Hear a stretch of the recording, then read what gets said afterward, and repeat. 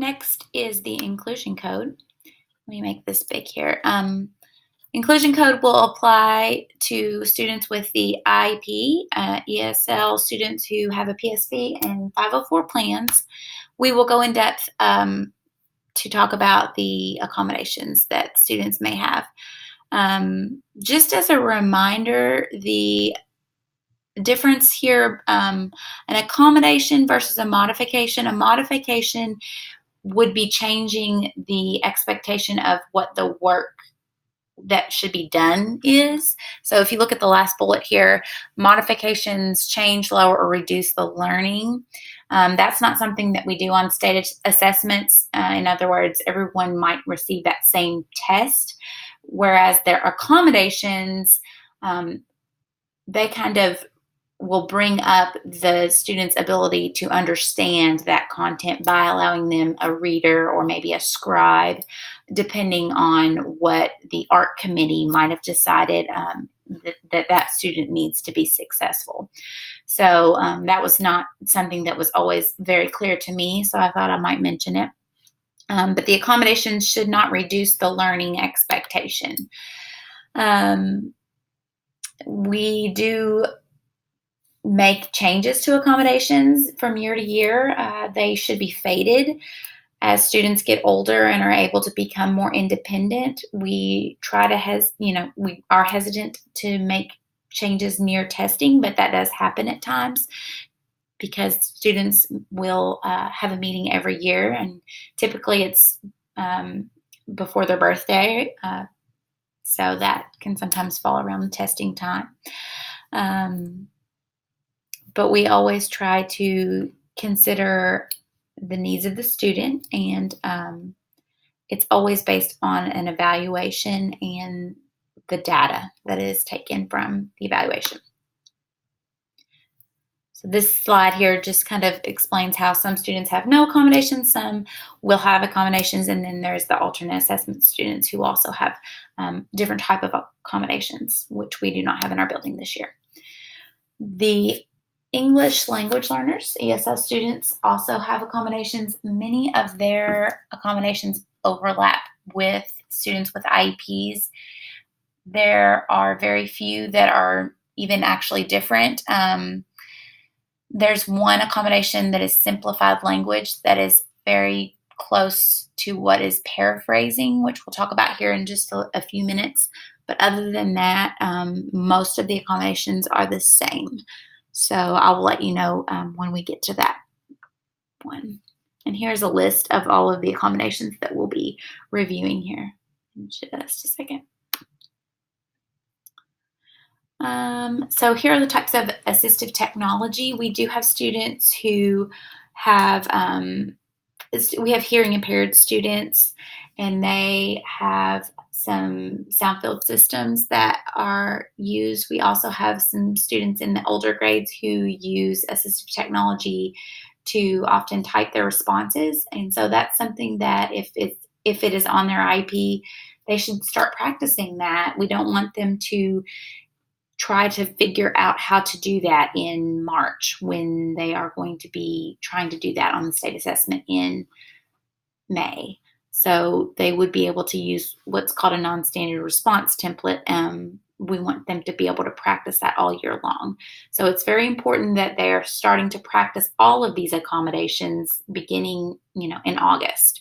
So if you're not sure how to help provide those accommodations, any of them, please let us know, let me know, ask someone. Don't ever be embarrassed to ask.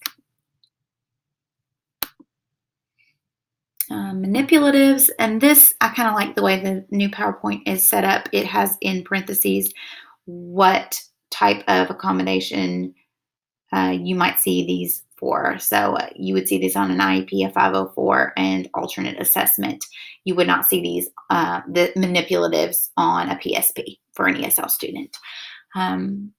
They would be free of writing for the students in our building who are taking assessments on the state assessment. Now, if they are using manipulatives for day-to-day learning, they can use manipulatives that have writing on them. That's fine. But once it comes to the state assessment time, they would not be permitted to use like fraction bars with writing on them.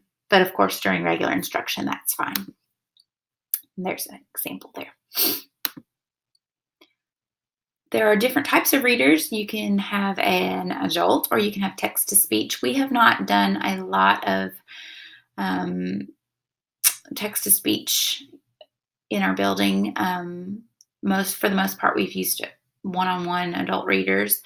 That's something that we have been practicing. So just a couple of pointers and reminders for that. They are to not be leading. We want to try to read things with as little inflection in our voice as we can to not lead a student to an answer, and that they would not be a replacement for regular instruction.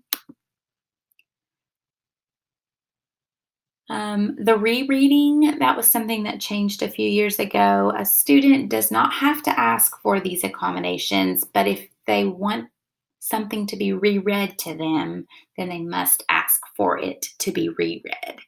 So on an initial first reading, then you can just begin to read. But if you look at them and you think, well, they look a little confused, we want to start encouraging them to say, would you please read that to me again? And that's something that they would need to practice.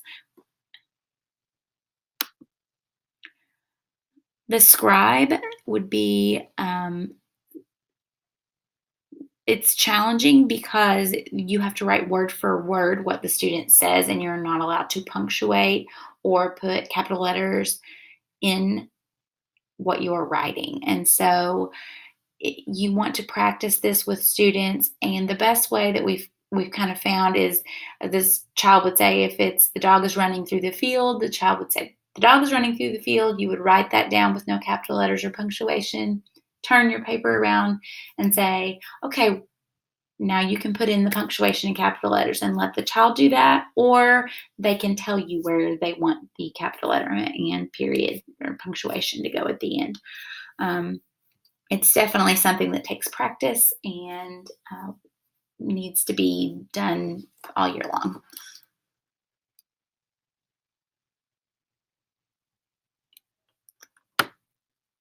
Calculators, something I want to say about calculators, not every student who has an IEP or a 504 will have a calculator, or not even every student who has a math disability will have a calculator. So it's important to make sure that you check the IEP very carefully to make sure that they do have that to use all the time. Now, every student will have certain sections of the state assessment that they will use a calculator for, but there are also parts that they are not allowed to use them on, and unless they have that written in on their IEP. And there are certain calculators that are permitted for students with an IEP that other students may not normally access. So those would be like the TI-15 would be written in. Some students use those.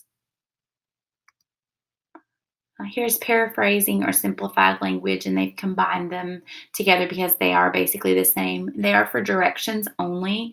So a reader, you can read the whole test or the whole assessment questions, multiple choice responses, but a paraphrasing or simplified language is just for the directions. You can't do anything else. You can't read a passage or paraphrase the passage. It's basically changing one word for another. And so if it's just the directions, and the example I always give, because it's the one I can think of, and I think the one that was given to me was the word assessment is changed to the word test if they say they don't know what that word means. We are going to take another small break, and we will finish this recording up in just a moment. So I will be right back after a couple more questions.